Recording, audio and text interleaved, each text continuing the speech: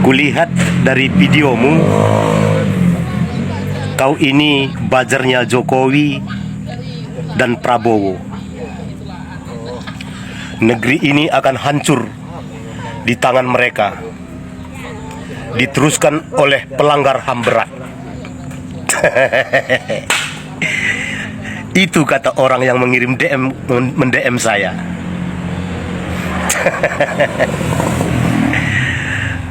Menurut Anda, saya pantas enggak menjadi seorang buzzer?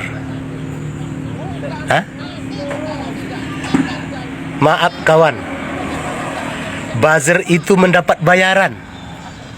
Ya, supaya kau paham. Aku ini tinggal di pinggiran kota kabupaten, jauh dari kabupaten. Supaya kau tahu, aku tinggal di desa. Ya, aku tidak militan, aku tidak fanatik mendukung Jokowi dan Prabowo. Aku hanya mendukung kenyataan, fakta yang terjadi di Republik ini. Ya, cara berpikirmu terlalu dangkal. Supaya kau paham. Ya, dari mana bisa kau bilang aku ini seorang buzzer? Hah? Coba, pitiku yang mana yang kau sebut bahwa aku ini buzzernya Pak Jokowi? Kau yang mendm aku.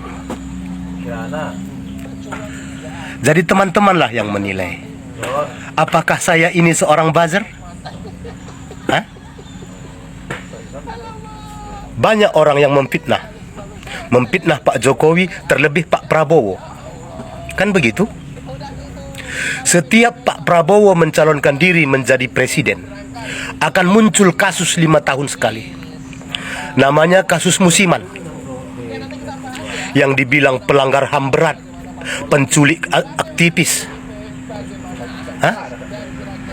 Dari tahun 1998 sampai dengan tahun 2024 ini, ya, setiap Pak Prabowo mencalonkan diri, itu pasti muncul ke permukaan. Ya, siapa yang sanggup membuktikan? Coba Anda sebutkan sama saya. Jujur saya katakan kepada semua teman-teman, ya, di tahun 1999 saya juga berpikir sama, bahwa Pak Prabowo adalah pelanggar HAM berat. Ya, saya dulu pendukung fanatik PDI Perjuangan. Supaya Anda paham. Ya, kenapa lambat laun saya berubah? Karena masalah itu, kasus itu hanya dibongkar 5 tahun sekali, di saat Pak Prabowo hanya mencalonkan diri. Ya, adakah penyelesaiannya? Tidak. Tidak ada sama sekali. Megawati jadi presiden, kasus itu tidak bisa dibuktikan. Ya, SBY menjadi presiden 2 periode, kasus itu tak bisa dibuktikan. Padahal saat itu SBY berseberangan dengan Pak Prabowo. SBY juga seorang jenderal loh. Ya, di mana letak kasusnya bahwa Pak Prabowo itu pelanggar HAM berat, penculik aktivis? Hah? Saya tadi katakan, saya mendukung fakta dan kenyataan. Saya tidak mendukung fanatik Pak Jokowi dan Pak Prabowo. Kalau Pak Jokowi salah, saya juga akan kritik. Kalau Pak Prabowo salah, saya juga akan kritik. Karena apa? Jadi presiden atau tidak jadi presiden Pak Prabowo dan Pak Jokowi, bagi saya sama. Saya tetap akan menjadi orang pinggiran di Deli Serdang ini. Saya tetap akan menjadi petani. Saya tetap akan menjadi orang susah. Ya, supaya Anda paham. Inilah kehidupanku di sini. Hanya saja, saya tidak suka fitnah merajalela di negeri ini. Ya, karena kepentingan politik. Ya, seperti itu dia.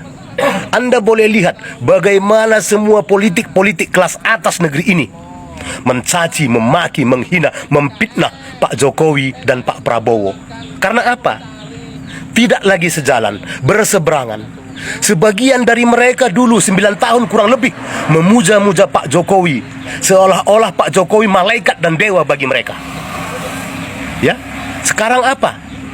Anda boleh lihat. Begitu juga dengan orang-orang HTI dan FPI. Di saat Pak Prabowo mencalonkan diri 2014, 2019, mereka gabung, mereka memuja-muja Pak Prabowo. Kan begitu? Jadi dasar kepentingan mereka mengeluarkan fitnah. Ya. Mereka mengarang kasus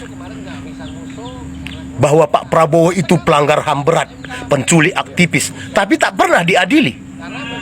Ya. Saya juga udah berumur 50 tahun kawan. Supaya kau paham. Kulihat dari fotomu kau belum tentu sampai umur 30. Kok mesti kau ajari aku sejarah 98? Hah? Mungkin kau belajar orang-orang itu, iya kan? Nah, seperti itu dia. Kalau aku jadi belajar, aku pasti udah kaya. Nah, seperti itu aja ya. Jadi belajar kau, belajar banyak lagi. Nah, seperti itu. Kami orang Sumatera Utara bicara tegas. Kau tengok kan? Kau tengok kayak mana Marwara Sirait berbicara? Kau tengok Adian Napitupulu? Hah? Kau tengok Masinton Pasaribu? Kau tengok Deddy Sitorus? Hanya karena mereka berseberangan sekarang dengan Pak Jokowi, mereka menghina dan mencaci. Dulu kau lihat bagaimana mereka lantamnya dan tegasnya kan? Membela Pak Jokowi. Nah, seperti itu dia ya.